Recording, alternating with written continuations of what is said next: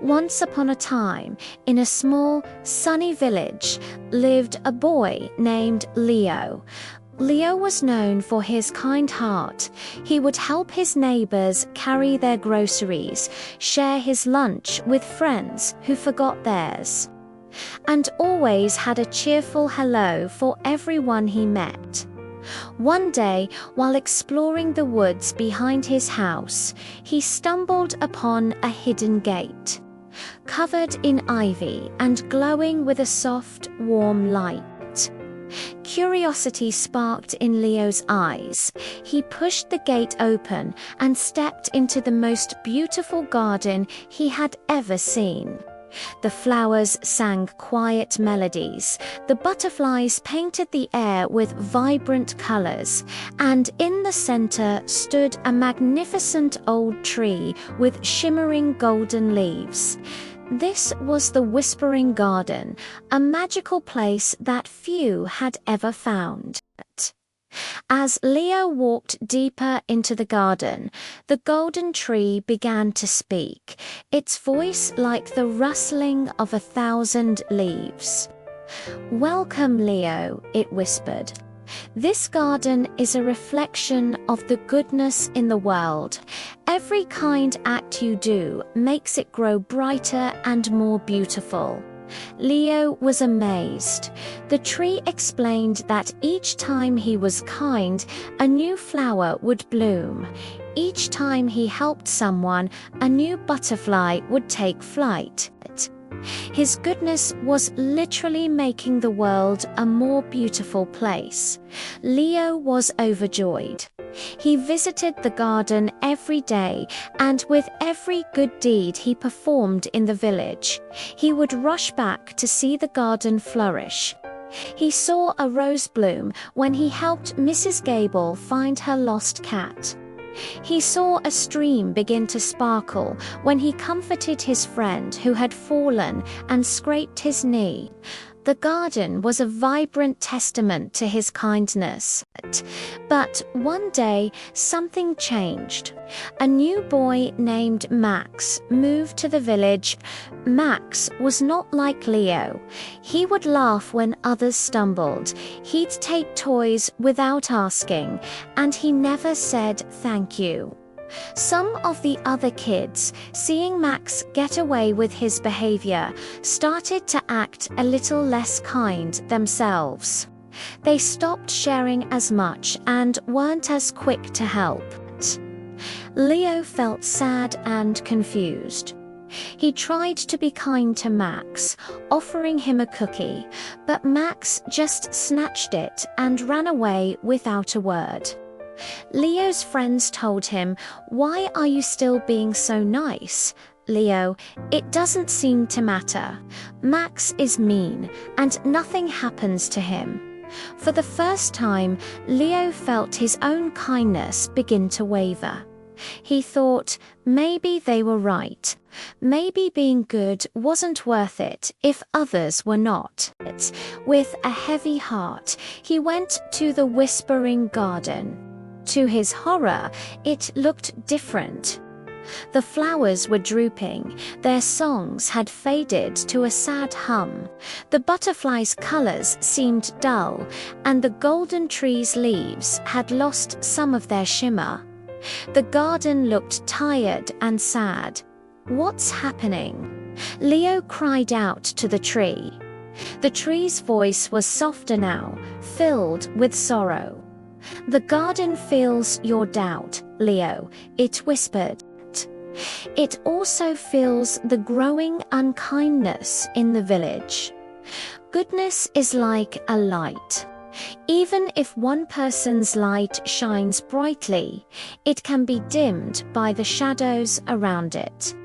But more importantly, it fades when the person holding the light starts to believe it's not worth shining."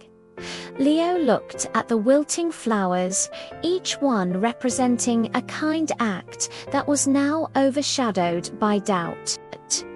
He realized his friends were wrong. It wasn't about whether others were good or not. It was about him.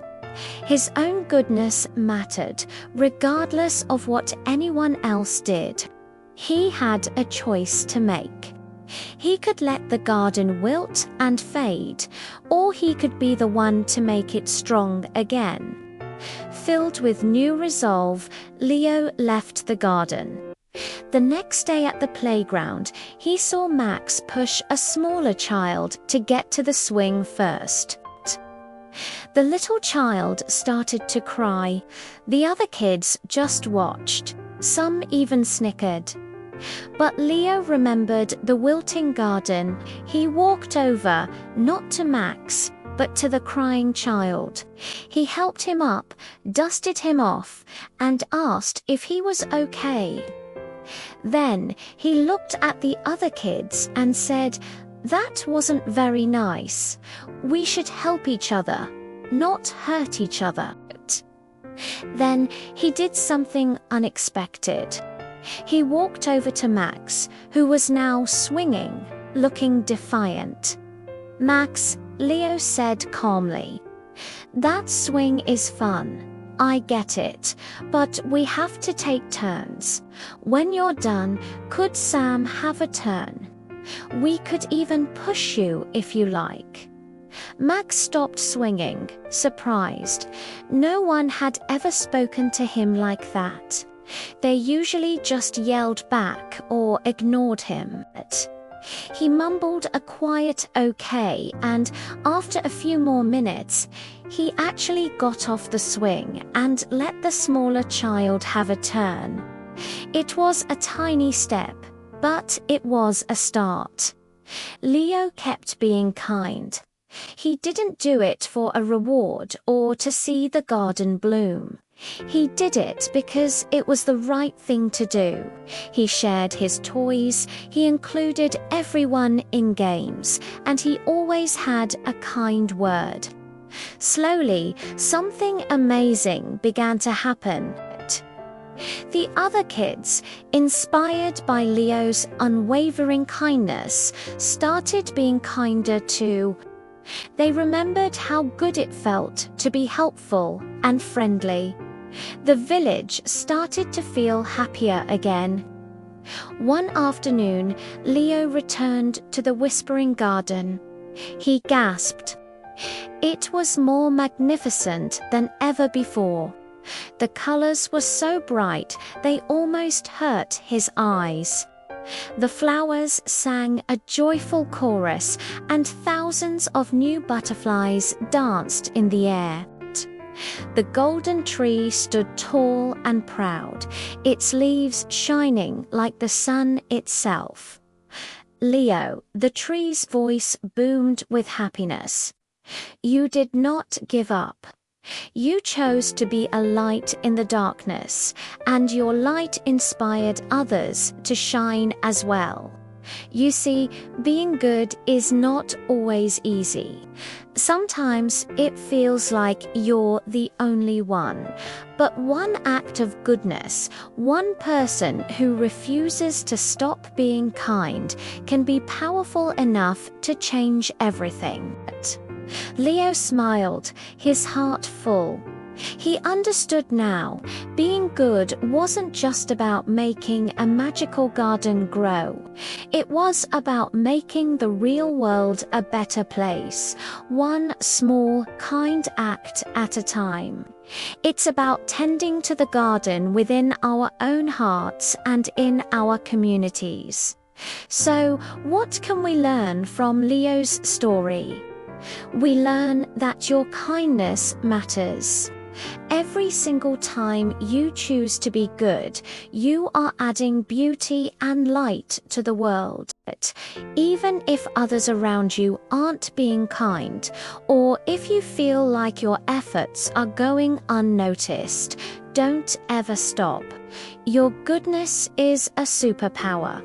It can inspire others, it can heal hurt feelings, and it can make the world a much more wonderful place for everyone. Never let anyone dim your light. Keep being the amazing, kind person you are.